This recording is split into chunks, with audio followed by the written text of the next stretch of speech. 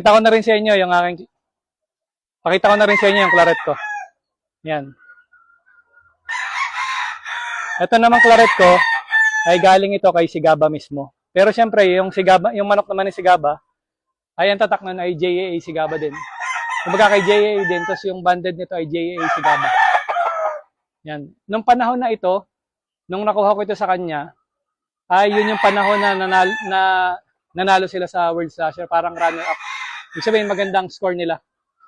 Yung kapatid nito, yung nilaban kasi parehas ng markings yun, pinakita sa akin. Yan. Ganda ng itsura, no?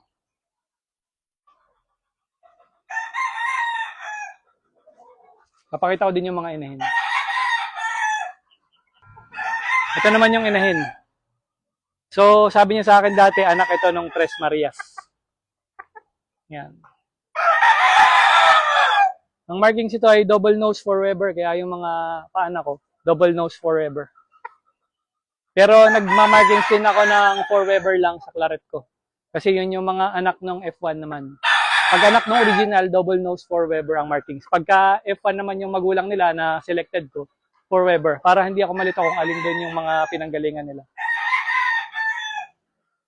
Ito yung isa.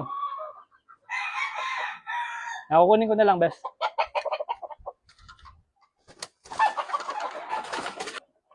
Yan, ito yung isa. Laka ng tiyan, lakas kumain.